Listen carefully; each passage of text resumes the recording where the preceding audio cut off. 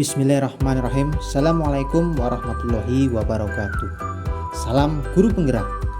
Perkenalkan, saya Handika Sasmito Aji, calon guru penggerak angkatan 10 dari SMA Negeri 1 Losari, Kabupaten Brebes. Kali ini saya akan memaparkan koneksi antar materi modul 1.1,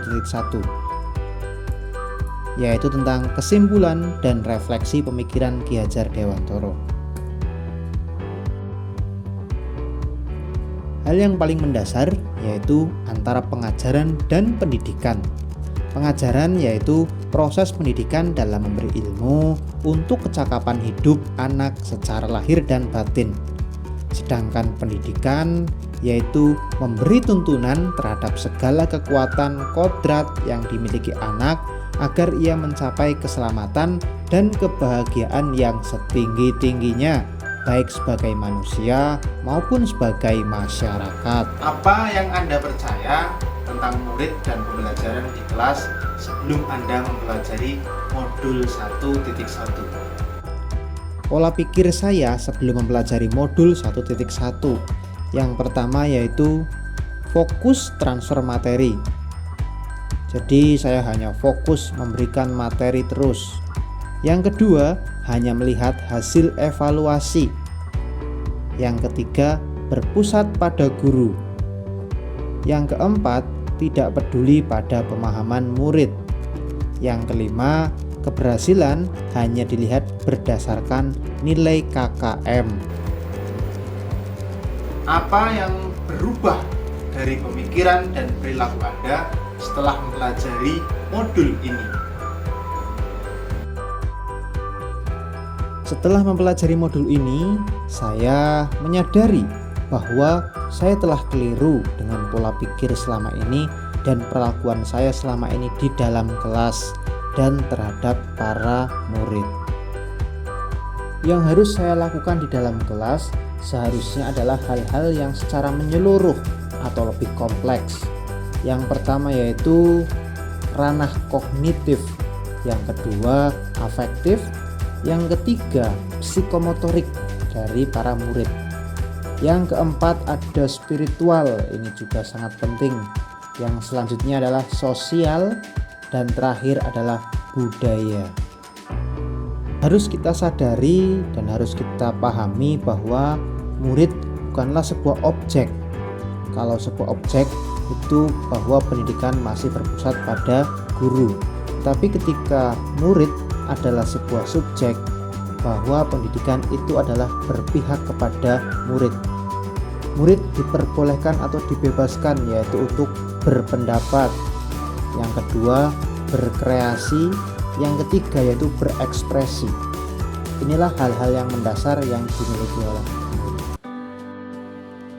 Ketika hal-hal tersebut sudah terlaksana di dalam kelas, maka peran guru di sini adalah sebagai fasilitator dalam pembelajaran, menuntun peserta didik, menemukan potensi-potensi mereka, dan memimpin diskusi-diskusi mereka.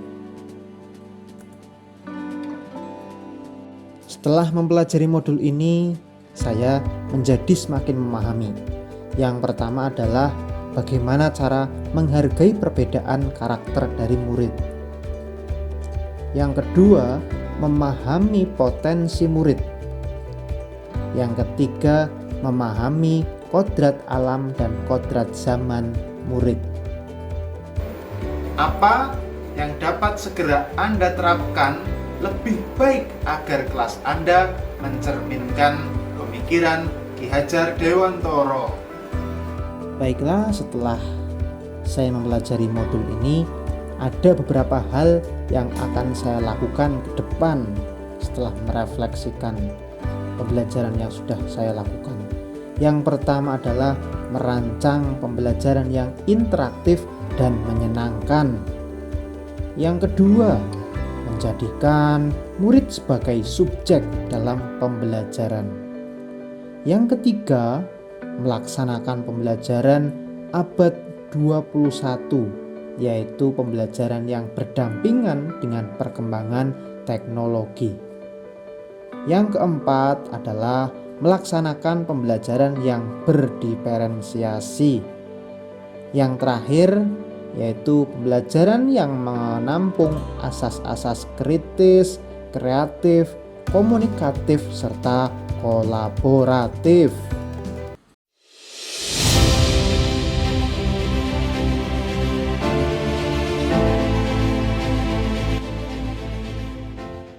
Jadi sobat penggerak, pembelajaran yang ideal menurut modul 1.1 tentang pemikiran Ki Hajar Dewantara yaitu dengan memegang teguh pada konsep pembelajaran yang memerdekakan anak.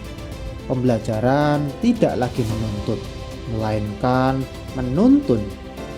Karena tugas guru adalah memberi arahan atau tuntunan yang baik, sehingga pembelajaran berpihak pada murid dapat terwujud dengan baik, seperti halnya prinsip pendidikan menurut Ki Hajar Dewantara yang dengan semboyan yaitu ing ngarsa sungtulodo, ing madya mangunkarsa, dan tuturi handayani. Pembelajaran dengan sistem among yang berpihak pada murid. Sobat penggerak, terima kasih. Semoga video ini dapat menginspirasi. Salam guru penggerak, tergerak, bergerak, dan menggerakkan. Wassalamualaikum warahmatullahi wabarakatuh.